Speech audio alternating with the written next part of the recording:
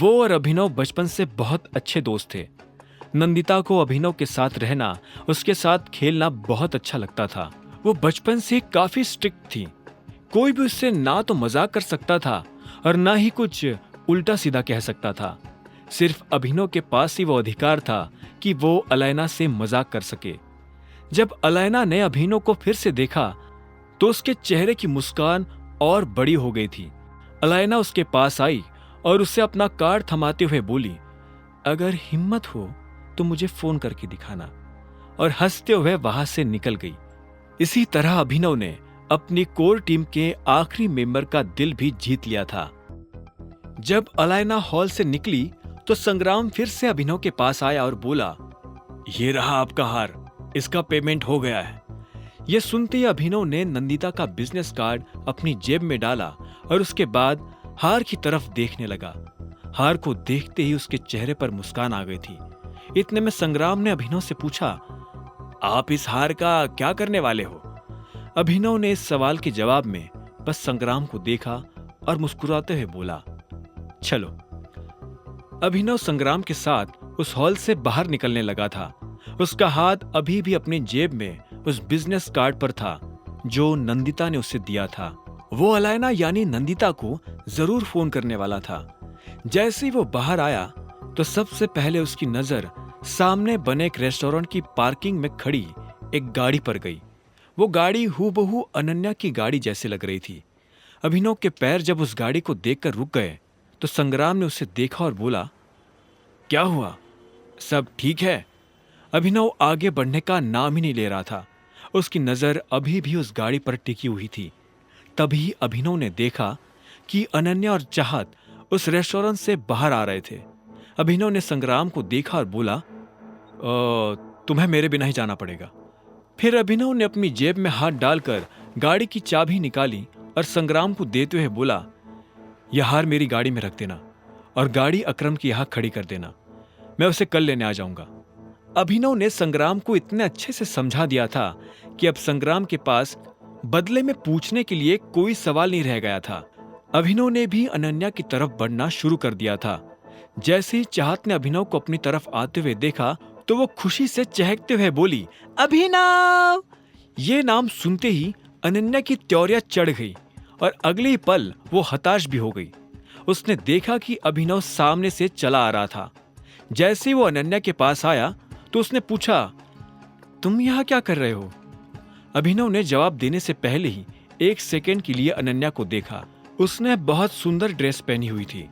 अब अभिनव ने अनन्या के सवाल पर आते हुए कहा, मैं यहाँ कुछ खाने आया था और जब मुझे तुम दिखी तो मैंने सोचा चलो अब मैं फ्री में घर भी पहुंच जाऊंगा।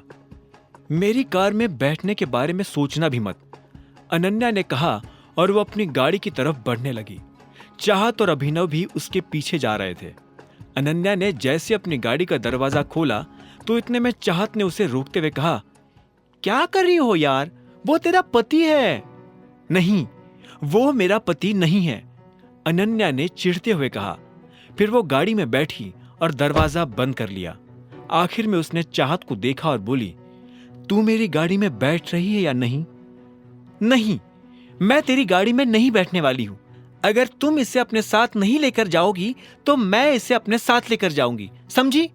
चाहत के मुंह से यह जवाब सुनते ही अनन्या ने झटके से पलटकर उसे देखा और बोली, नहीं, तुझे क्यों इसकी इतनी चिंता हो रही है? ये कोई बच्चा नहीं है, कैब लेकर घर आ जाएगा। लेकिन वो कैब नहीं लेना चाहता है। मैं फिर कह रही हूं, अगर तू इसे लेकर नहीं गई तो मैं इसे लेकर चली जाऊंगी अपने घर, चाहत ने कहा और वही जमकर खड़ी हो गई। तुम अंदर आ सकते हो। यह सुनते ही अभिनव के चेहरे पर मुस्कान आ गई। वो तुरंत गाड़ी में बैठ गया और बोला, thank you so much Ananya, तुमने तो मेरी जान ही बचा ली। मेरे पास लास्ट 500 रुपए बचे थे और मैं उन्हें खर्च नहीं करना चाहता था। अभिनव की ये बात सुनकर अनन्या को और गुस्सा आ गया।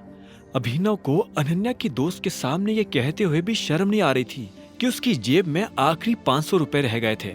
चाहत ये सुनकर हंसी और बोली, देखा, मैंने कहा था ना कि बंदा डाउन टू अर्थ और ऑनेस्ट है, जो सच है वो सीधा कह देता है। हाँ, लेकिन मुझे इसकी ऐसी टुच्ची बातें सुनने में कोई इंटरेस्ट नहीं है, अनन्या ने कहा। ये सुनकर चाहत और जोर से हंसने लगी।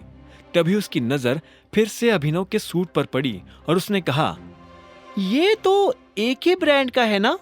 इतना सुनते ही अनन्या ने भी गौर से अभिनव के सूट को देखा और बोली, एके? तुमने एके का सूट पहना हुआ है? मुझे तो लग रहा था कि ये मेरा दिया हुआ सूट है। तुम इतना महंगा सूट कहां से ले आए? वो अकरम सर ने मुझे कुछ एडवांस पेमेंट दिया था ना, तो मैंने सोचा कि उससे मैं अपने लिए एक सूट तो खरीद ही लूं। ऐसी कौन सी कंपनी है जो एडवांस पेमेंट देती है? अनन्या ने पूछा। अभिनव मुस्कुराया और बोला, वो क्या है ना, सर को मेरा काम पसंद आया, तो मैंने ऐसे ही उनको बोल दिया कि सर कुछ एडवांस मिल सकता है।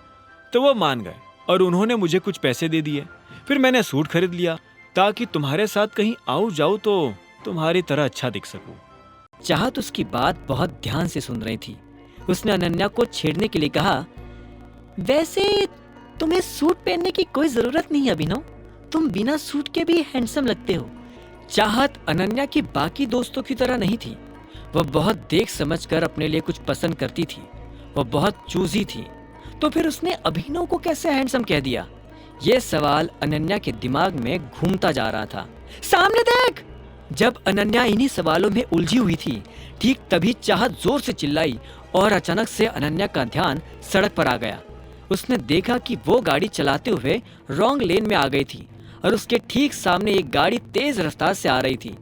यह देख अभिनव और चाहत के होश उड़ गए थे। अनन्या ने जोर से ब्रेक लगाया और अपनी गाड़ी को जैसे तैसे सामने आ रही गाड़ी से टकराने से बचा लिया। उधर सामने वाली गाड़ी भी कुछ दूरी पर रुकी और उसमें से कुछ आदमी नीचे उतरकर अनन्या की गाड़ी के सामने आकर खड़े हो गए। अनन्या ने शीशा नीचे किया और गुस्से में बोली, क्या है? क्यों मेरा रास्ता रोककर खड़े हो? इससे पहले कि अनन्या के सामने खड़े आदमियों में से कोई जवाब दे पाता, पीछे से चाहत ने कहा, उस लड़के का नाम ईशांत है। ये लोग दिग्पाल छिंगावत के आदमी है। तो ये लोग मुझसे क्या चाहते हैं? इतने में चाहत गाड़ी से नीचे उतरी और बोली, क्या चाहिए? इतने में अभिनव भी गाड़ी से नीचे उतर गया और उन लड़कों को देखने लगा। उन लोगों की तादाद इतनी भी नहीं थी कि अभिनव अकेला उनसे ना निपट सके। जब उनमें से किसी ने जवाब नहीं दिया तो चाहत ने फिर से कहा, कोई कुछ बोलेगा? इतने में उनमें से एक आदमी आगे आया और बोला, प्रिंस मर चुका है और मैं यहाँ उसकी मौत का बदला लेने आया हूँ। क्या? ये क्या कह रहा हो ईशान? प्रिंस मर गया? एनीवेज, उसकी मौत में हमारा कोई हाथ नहीं है, चाहत ने कहा। उसके जवाब में ईशान बोला, उसकी मौत का बदला पूरे गुड़गांव से लिया जाएगा और वैसे भी जिसने उसे मारा है वो यही हमारे सामने है। ईशान की बात सुनते ही उसके कुछ आदमी अनन्या की तरफ बढ़ने लगे थे, लेकिन इससे पहले कि वो अनन्या के पास आ पाते, अगर तुम में से एक भी आदमी आगे आया तो वापस पीछे जाने लायक नहीं बचेगा। अभिनव की बात सुनकर ईशान को और जोर से हंसी आ गई। उसने कहा, पहले तो मुझे कम गुस्सा आया था, लेकिन अब मुझे और ज्यादा गुस्सा आ रहा है। उस लड़की को यहाँ लेकर आओ अभी। ईशान के आदमी फिर से अनन्या की तरफ बढ़ने लगे थे। अनन्या को घबराहट हो रही थी।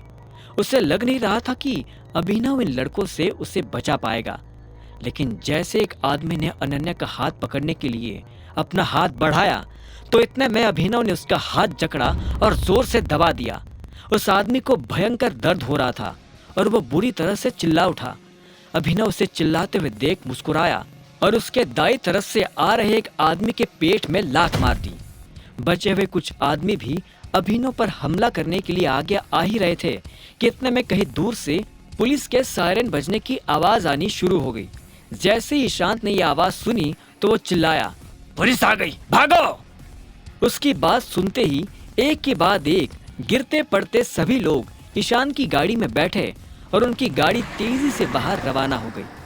अभिनव उनमें से एक आदमी को पकड़ने की कोशिश ही कर रहा था कि इतने में उस आदमी ने अभिनव के सिर पर एक मुक्का मार दिया। अभिनव अनन्या की गाड़ी से जा टकराया। उसके सिर में चोट लग गई थी।